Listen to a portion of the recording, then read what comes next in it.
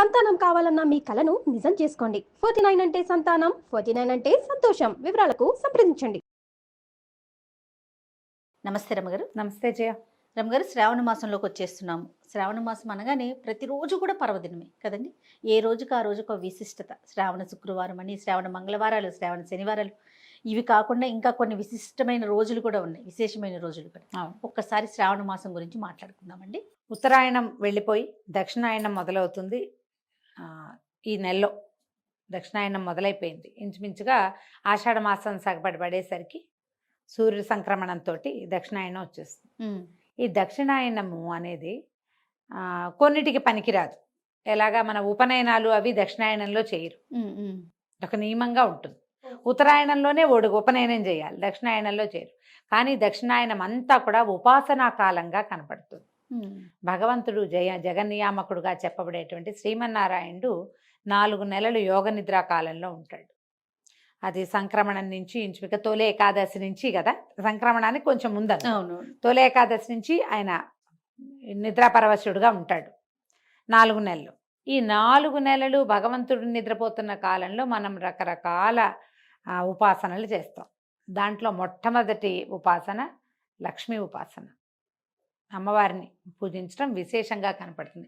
శ్రావణ మాసం అంతా కూడా అమ్మవారి ఆరాధనే. ఒకటి లక్ష్మీదేవను, మధ్యలో గౌరీదేవను, మధ్యలో గోకులాష్టమి వస్తుంది, విష్ణు ఆరాధన చేస్తాం.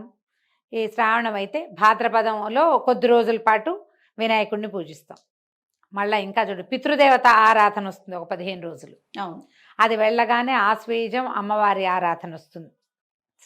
ఏమంటారు శరన్నవరాత్రులు, ఓ 10 రోజులు 15 రోజులు. దీపావళి పండుగ వస్తుంది, మనకి కార్తీకం మొదలవుతుంది.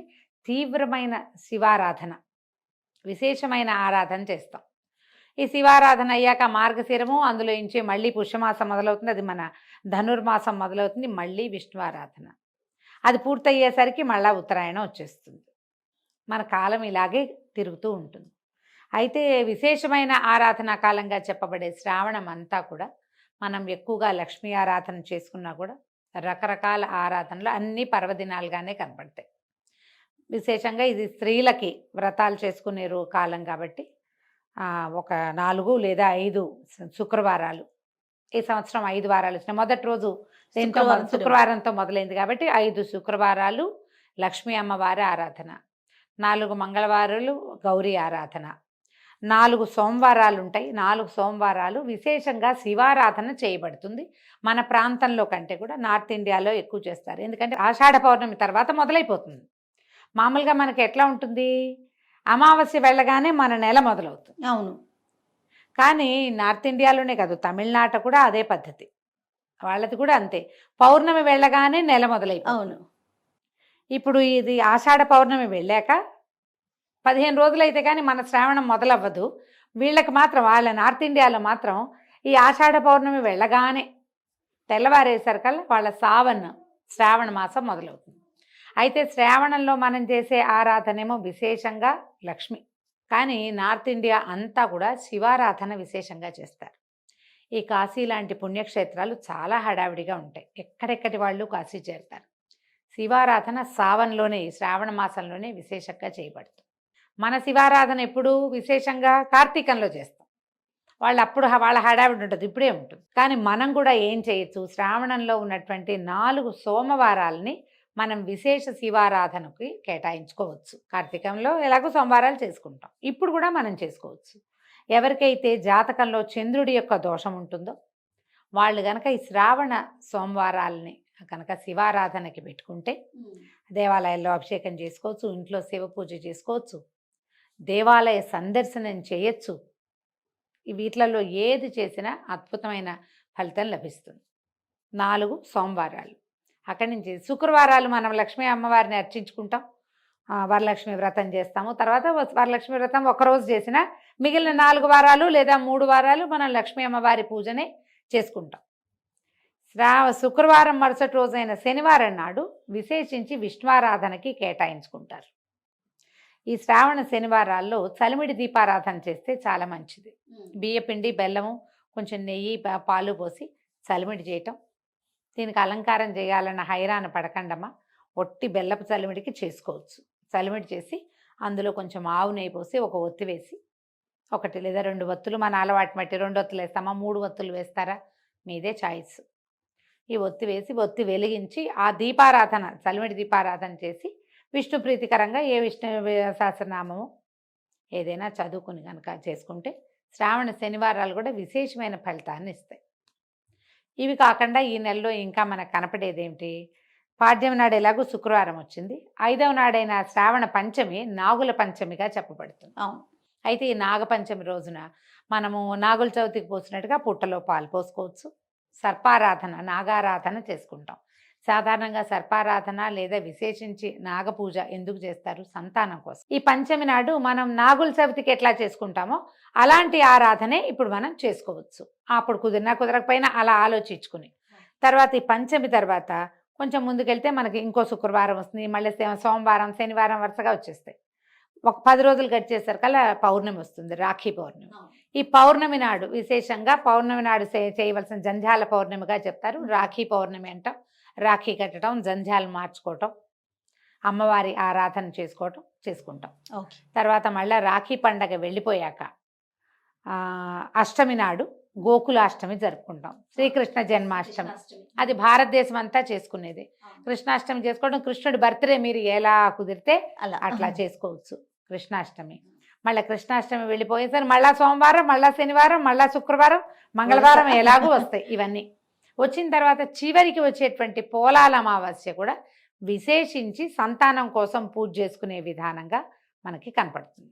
ఓకే. ఇప్పుడు చూడు, పాడ్యమి శుక్రవారం వచ్చి చివరి రోజు పోలాల అమావాస్య వస్తే మొదటి రోజు నుంచి చివరి రోజు దాకా ప్రతిరోజు విడిచి రోజు ఏదో ఒక ఆరాధన.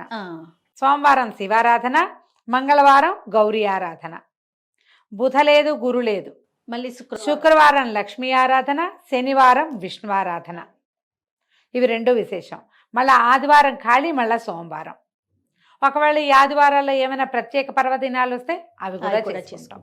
ఈ కాలంలో మనం చేయవలసింది ఏంటి, మనకి సాధారణంగా ప్రతి సీజన్లో వచ్చేటువంటి పండగలు పర్వదినాల్లో మనం ఏం తినాలో, ఏం చేయాలో, ఏం తింటే ఈ సీజన్కి మంచిదో దానికి తగినట్టుగానే మనకి ఏర్పరిచారు పెద్దవాళ్ళు.